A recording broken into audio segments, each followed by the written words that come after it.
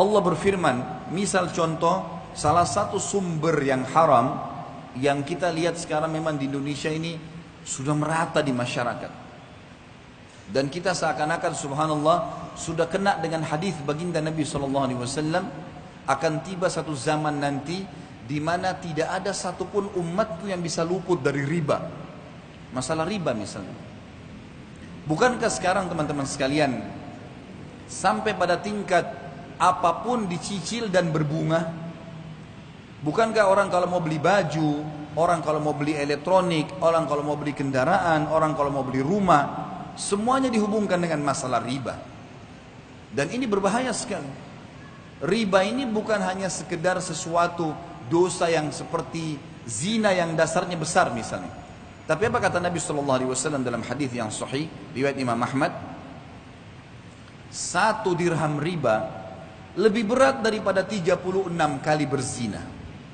Bayangkan kalau kita berzina, naudzubillah, sekali, sudah berat hukumannya. Sudah cukup Allah datangkan penyakit kelamin untuk dia sebenarnya. Sudah cukup Allah akan coba dengan bangkrutnya usahanya, ribut dengan istrinya dan suaminya, anaknya jadi sakit dan beragam macam cobaan akan datang. Bagaimana kalau seandainya 36 kali berzina? Padahal 1 dirham, 1.000 rupiah riba. Baik teman-teman sekalian, masih pakai kartu kredit sekarang, memaksakan diri untuk pakai. Apa itu? Dipaksakan untuk menyicil sesuatu. 0% kok Ustaz? Baik 0%. Taib, kalau seandainya Anda terlambat 1 hari saja, bukankah kena bunga 50 rupiah? 50 ribu rupiah? 50 ribu bisa saya jangkau, gaji saya 3 juta. Benar, tapi 50 ribu rupiah kalau kita hubungkan dengan hadis tadi, lebih berat daripada 36 kali berzina. Untuk apa? Kenapa harus paksakan diri melampaui kapasitas?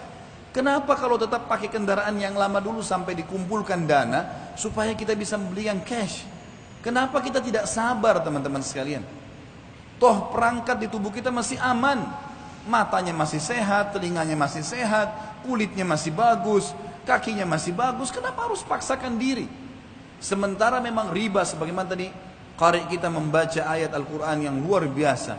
Allah mengatakan, ya ayyuhalladzina amanu la ta'kulur riba adha'afan mudha'afah. Hai orang-orang yang beriman, jangan kalian makan riba bertumpuk-tumpuk, berulang-ulang.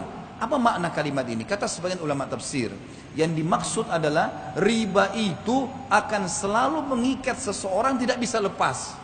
Makanya setiap cicilannya berjalan berapa bulan ditawarkan lagi yang lain, digoda lagi sama syaitan dengan yang lain. Minimal harus ada yang nyantol. Dan 1 dirham riba lebih berat daripada berzina. 36 kali berzina. Allah berfirman dan mengingatkan kepada kita, menjelaskan tentang solusinya. Lalu apa yang saya harus lakukan Ustaz? Jawabannya Allah yang berfirman dan kekal sampai hari kiamat ditelawakan. Surah Al-Baqarah 276. Dan bagi teman-teman yang masih terikat dengan riba, baca Al-Baqarah 2 ayat ini, 275 sama 276. Tapi saksi bahasan di sini 276-nya. Kata Allah Subhanahu wa taala, "A'udzubillahi minasyaitonir rajim, yamhaqullahu riba wa yurbis shadaqat." Allah pasti memusnahkan riba dan menyuburkan sedekah. Apa maksudnya memusnahkan riba? Kata para ulama tafsir, yang dimaksud musnah hartanya, hasil riba itu tidak akan bermanfaat buat dia, selalu bermasalah. Beli elektronik akan selalu bermasalah buat dia, beli rumah dari riba akan selalu tidak tenang di dalamnya, terjadi pertengkaran-pertengkaran, makanan minuman yang didapatkan dari hasil bunga riba atau dari riba itu juga akan mendatangkan penyakit-penyakit dan seterusnya. Memusnahkan harta itu dan memusnahkan bagi pemakannya. Sesuai dengan hadis Nabi SAW, Allah melaknat pelaku riba, penulisnya, saksinya, semua kena. Maka harus hati-hati. Dan Allah menyuburkan sedekah. Bagaimana mempertemukan teman-teman sekalian antara riba dengan sedekah? Bagaimana kita mempertemukan antara riba yang orang transaksi jual beli bertambah berbunga dengan sedekah? Sedekah seakan-akan kita tidak dapat apa-apa.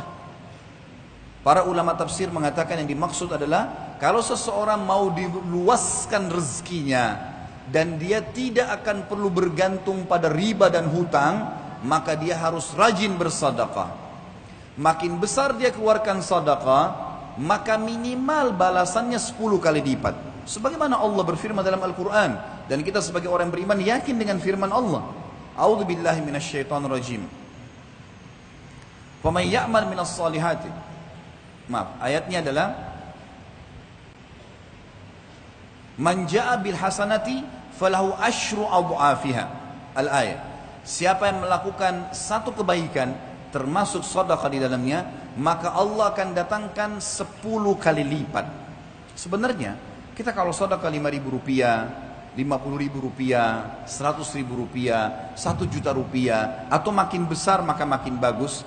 Pada saat itu sudah ada jaminan dari Allah, kita akan dapat secara investasi dengan Sang Pencipta Allah 10 kali lipatnya. 50.000 akan 500.000, 5 juta akan 50 juta. Ini janji, nggak mungkin salah. Allah nggak mungkin salah. Innallaha la yukhliful mi'ad. Allah nggak akan pungkiri janjinya. Wa man asdaqu minallahi qila. Dan siapa yang lebih jujur daripada Allah dalam perkataan? Nggak ada yang salah.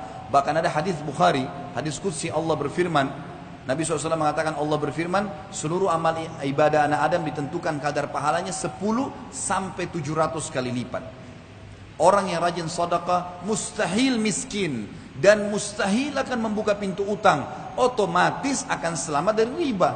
Karena masalahnya orang kalau riba pasti berhubungan dengan hutang. Dan ini akan berbahaya, memusnahkan hartanya, memusnahkan dirinya. Coba sekarang balik teman-teman sekalian. Saya cuma punya uang 10.000, saya juga mau makan. Berbagilah dengan orang-orang miskin di pinggir jalan sana, walaupun cuma sepertiganya.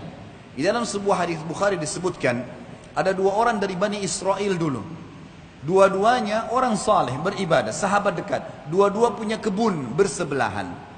Lalu Nabi SAW mengatakan, pemilik kebun yang pertama, sambil menunggu hujan dari langit karena musim kemarau, dan tidak ada hujan, dia melihat ada awan yang lewat di atas kebunnya. Lalu dia mendengarkan dari awan tersebut suara yang berbunyi, turunkanlah hujan di kebunnya fulan, nama temannya di sebelah.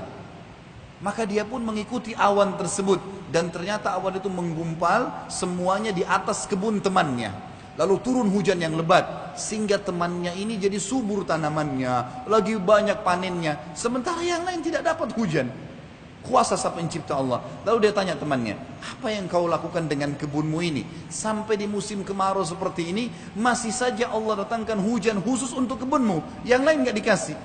Dia mengatakan, hasil kebunku ini aku bagi 3. Sepertiganya aku berikan kebutuhan keluargaku, dan ini termasuk sedekah. Sepertiganya lagi aku sedekahkan untuk orang-orang yang membutuhkan. Sepertiganya aku kembalikan sebagai modal usahaku. Jadi dari 3 penghasilan dia, 2-nya sedekah. Dikasih ke keluarganya, istri anaknya makan, dan dia juga ini sedekah, juga dikasih kepada fakir miskin sedekah, sepertiganya, gitu kan? Sepertiga dan sepertiga. Sisa sepertiga lagi, ini yang saya kembalikan ke modal. Perhatikan di sini, sedekah itu yang menunjukkan dan membuktikan datangnya rezeki.